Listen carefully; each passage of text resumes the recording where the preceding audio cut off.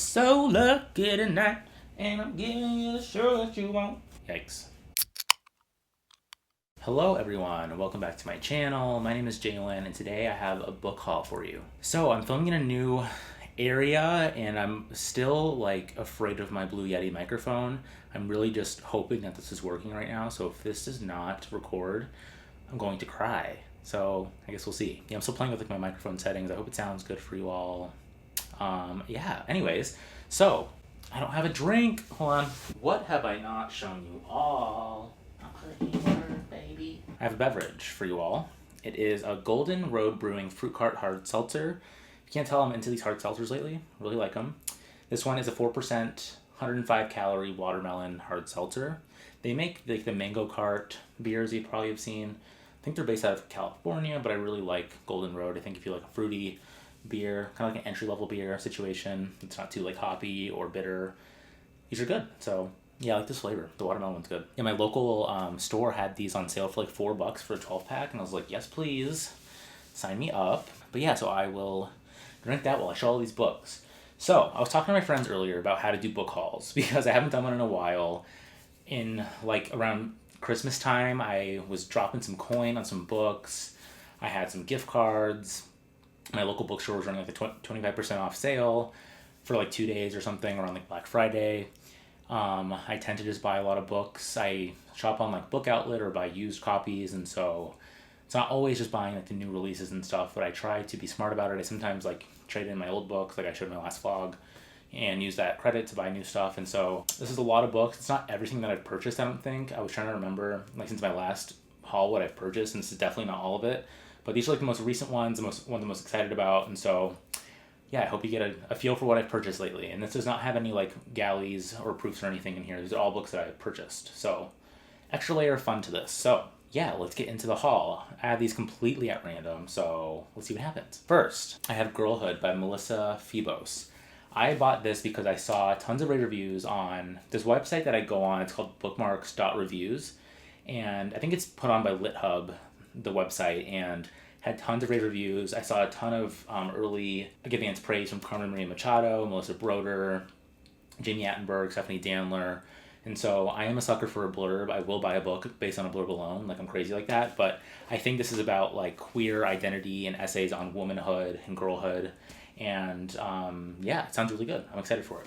Next, I have Mary Oliver's Devotions. This is a poetry collection and one of the most like best-selling right now. And I was at my local, I believe, a while back, and I really wanted to try some poetry, and I saw that this one's doing really well. I watched Carly from Uncarly, who I'm loving. She's a channel that blew up very quickly, and for good reason. She's amazing. I think she's so funny, and she's doing a really unique thing on BookTube where she like reads a celebrity's favorite books, and it's a really cool style of a vlog. I'm very jealous that she's able to do that because I can never like stick to a set list of books. I really wish I could. Maybe if I tried harder, I could, but yeah. I'm sure you've already checked her out if you've seen my channel. I'm a baby compared to hers, but she said Mary Oliver's great in terms of poetry, and so I picked this one up. I think she selected these herself, some of her best poetry from all of her work across her career, and so I'm very excited. I like a best of collection for an author that I've never read before. So yeah, I also have like The Best of Me by David Sedaris. Similar in terms he like collects his favorite essays that he's written, and so this is similar, I think, but poetry. So yeah, I guess we'll see. Next, I have The Hard Crowd by Rachel Kushner. I bought this because I have a copy of The Mars Room, haven't read it. She did a recent event for the Copenhagen trilogy in which she, talks about the book with some other authors, including Ben Lerner. And actually I saw Matthew Sharapa, my bookish friend, he was tweeting about this book, how much he wanted to read it, and I looked into it, and I guess it's a collection of essays. I'm really digging essay collections these days, and so taking a stab at it. I like the pink font going on this cover. It's cool. Yeah, I'm excited to dabble into some Kushner. I guess she's lauded. Oh, and there's a George Saunders blurb. Sucker for a blurb. Oh, I did not buy this book. Oops. Next, I have Tampa by Alissa Nutting. Purchased this because I've seen a bunch of people on Bookstagram over the last 2 years that have been on it have reviewed this book. Said it's very dark. It's about pedophilia, basically. But I guess it's really well done and nuanced, I guess. So I'm very excited to read this one. It seems like one of those weird, dark, strange books that I tend to dig, even though this one sounds very messed up and I'm scared, but we'll see. Next, I have the collected stories of Lydia Davis. I recently made a video about short stories, and I heard Lydia Davis is a master of the form, and so I saw this at my local bookstore. It's a cool little French flapped situation, and I love a collection, so we will see what this is giving. I think it's going to be cool. Some of these stories I like flip through and they look super, super short, so interesting. Like shorter than even flash fiction, unless these are like chapters within a short story, but I don't think they are. I think these are all stories, so should be cool. What's up, Perks of Staff? You just DM me. Next, I have The Life of the Mind by Christine Smallwood. Bunch of different reasons why I bought this book. One, I saw or listened to Melissa Broder in her recent podcast.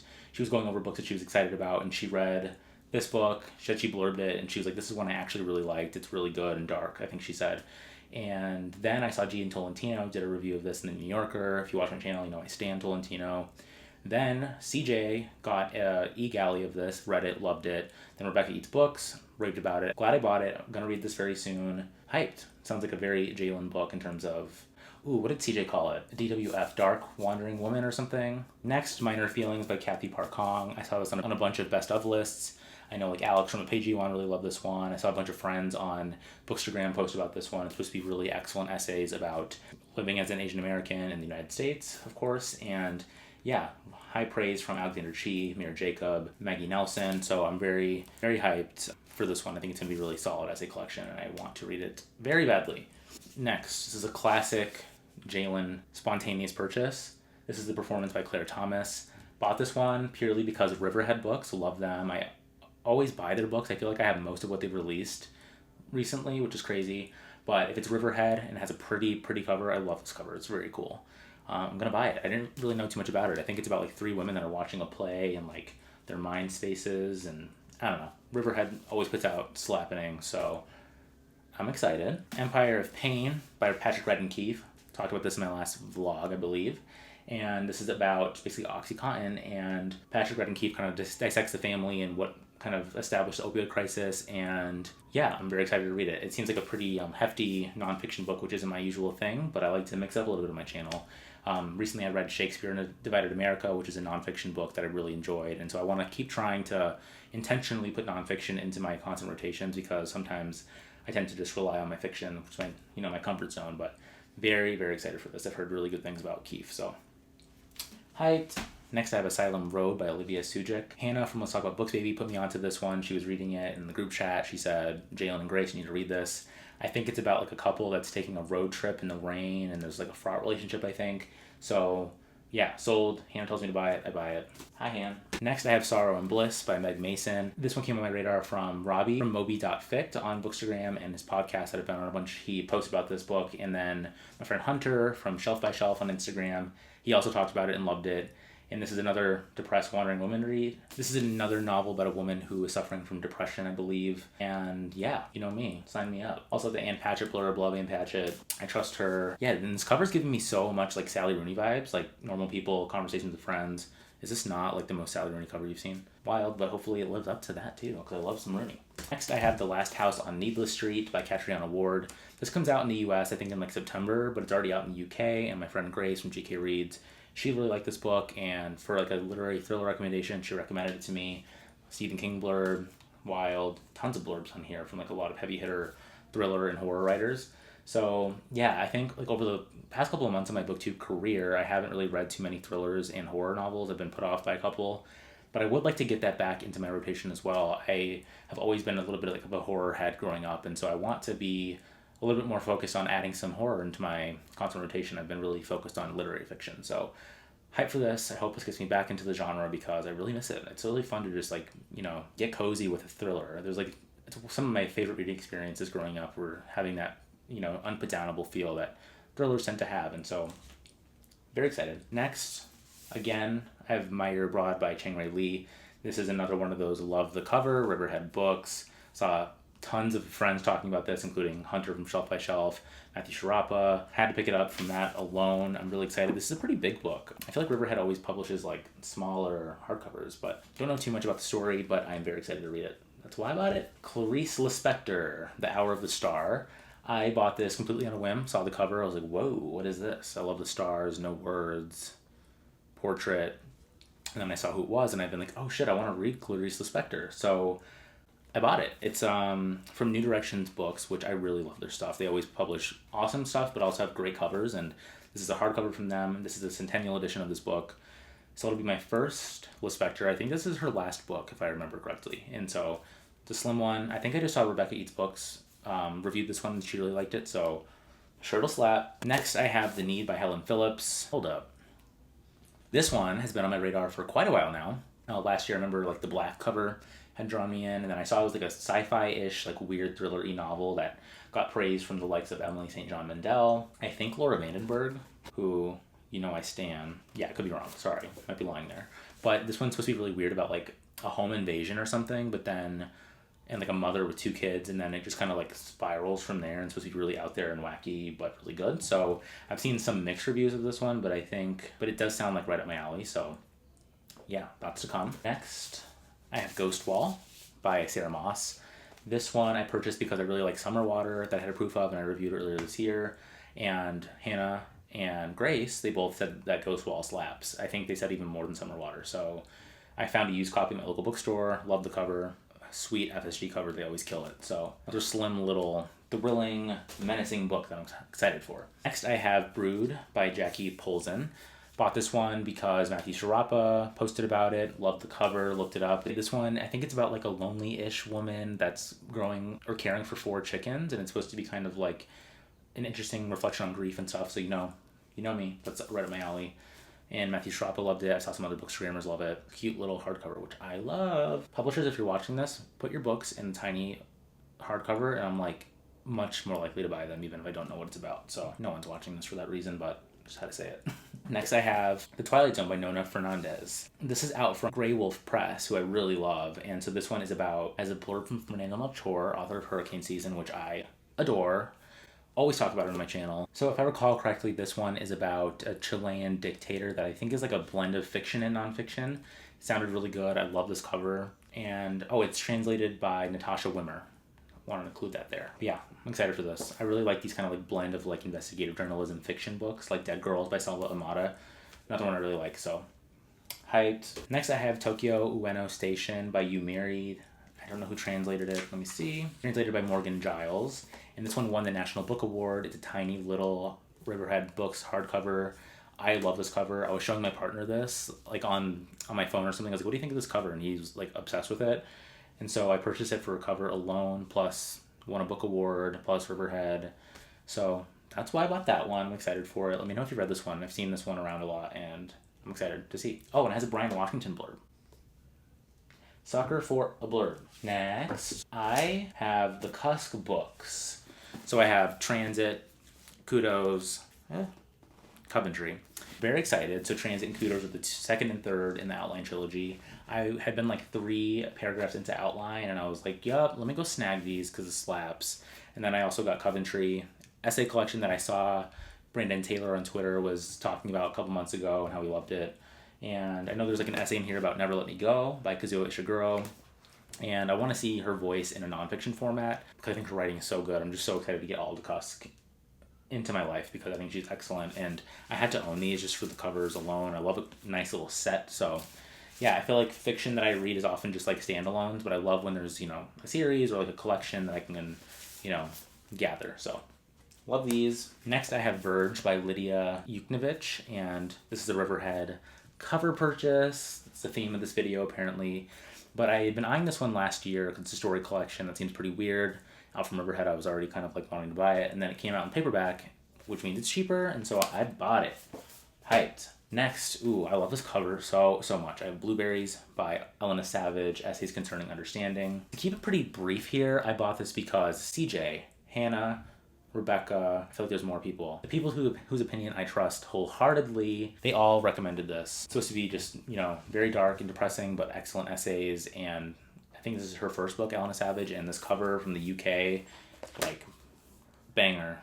Very excited. Influenced yet again. Next I have In Memory of Memory by Maria Stepanova, translated by Sasha Dugdale. So, I actually bought this one before it was longlisted for the International Booker Prize. I bought this because I was walking around my local bookstore and I saw this cover. Stanalina, love it. New Directions Publishing, always killing it with the covers. And so, another reason why I bought this is because I think it's Russian. Is that right? Yeah, I'm pretty sure it's Russian, and what it does, so I think it's a blend of essay, fiction, memoir, travelogue, historical documents. I think it's a narrator that's going through her dead aunt's like archive of things, and so I heard it plays with this Russian form called skaz. I think that's what it's called. Oh, I hope I'm right. I kind of want to edit this out. But that was actually something that was covered in George Saunders' book that I absolutely loved, A Swim in a Pond in the Rain. And I was like, oh my god, I just read about this in the short story collection. Never heard about it before. And then I found a book that has that in it, and I was like, okay, yeah, Ska's technique, unreliable narrator, manic wordplay. It's gonna be a mind F of a book, I think, but very excited for it. It's a little thick too, but this will be an International Booker Prize read that I will partake on. The lovely Kieran from KD Books. Side note, he's doing International Booker Boy, so go follow, go do all that. He's amazing. I love his Booker content. He is the Booker Boy, so excited for his thoughts on that one too. Next, I have Zadie Smith's Swing Time. The next 3 are books that I got from Book Outlet.